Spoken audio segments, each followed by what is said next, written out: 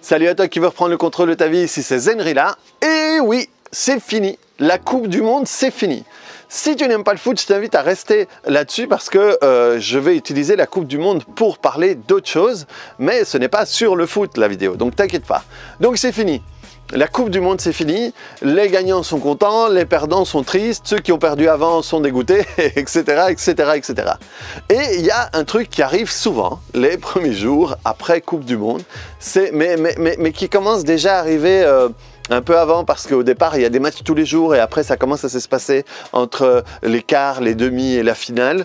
Et il y a un truc qui arrive, c'est la dépression post-Coupe du Monde.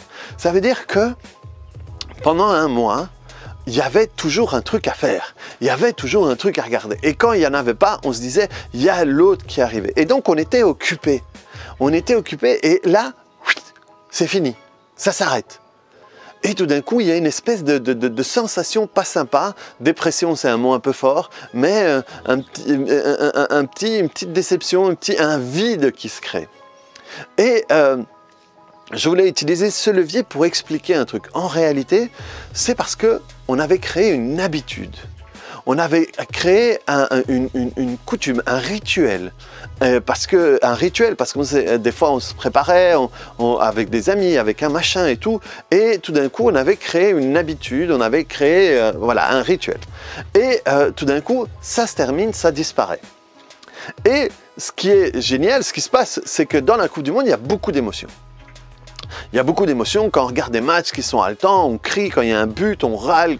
Donc il y a énormément d'émotions là-dedans.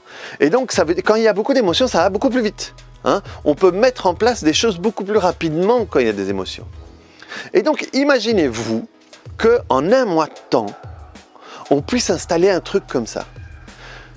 Vous vous rendez compte si vous parveniez à mettre la même émotion, la même intensité, la même envie sur quelque chose qui compte dans votre vie. Parce que voilà, on ne va pas se cacher, la Coupe du Monde, c'est sympa à un moment, mais ce n'est pas un truc qui compte énormément dans votre vie. Hein? Mais si vous pouviez faire ça avec les choses que vous aimez, si vous pouviez faire ça avec les choses qui vous permettent d'évoluer, qui vous permettent de grandir, si vous pouviez mettre la même intensité, la même émotion, les habitudes, elles viennent comme ça.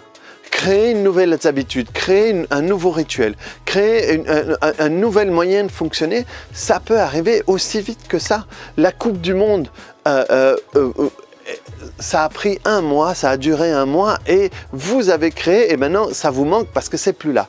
Créer des habitudes et créer des goûts avec les choses que vous aimez qui vous permettent de monter en intensité aussi fort et qui font que ça vous manque autant quand c'est pas là.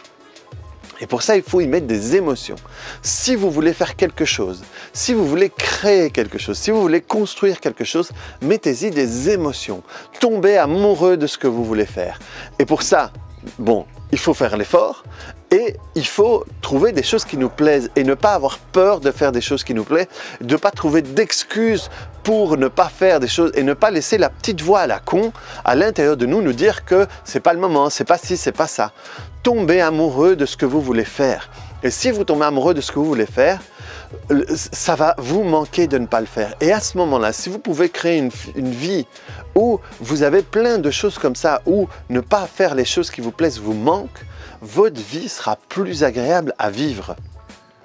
Vous allez beaucoup plus facilement pouvoir tendre vers la meilleure version de vous possible. Et rappelez-vous, être la meilleure version de vous possible, ça doit être votre objectif dans votre vie. Ça doit être le goal ultime, qu'à la fin de votre vie, vous ayez plus de « Ah, je suis content d'avoir fait ça » plutôt que de « si j'avais ». Parce que si vous terminez votre vie en disant « ça seulement si j'avais », eh bien, vous allez le regretter. Et on n'a qu'une seule vie. On n'a qu'une seule vie. Ok ?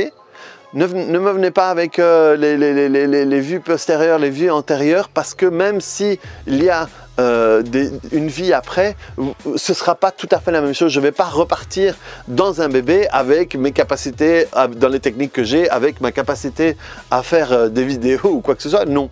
Il y aura peut-être une partie de moi, il y a un truc qui fait du bruit. Donc je regarde si je ne me fais pas attaquer par un animal sauvage sur la vidéo. Putain, ça ferait des vues ça. Hein. Donc reprenez le contrôle de votre vie par rapport à tous vos doutes. Faites des choses qui vous plaisent. tomber amoureux des choses que vous aimez faire. Faites-les et reprenez le contrôle de votre vie par rapport à toutes les limitations. Comme ça, il n'y aura jamais de dépression post-Coupe du Monde. Donc voilà, félicitations aux gagnants, félicitations aux perdants. Ce sera mieux la prochaine fois et reprenez le contrôle de votre vie. Allez, ciao!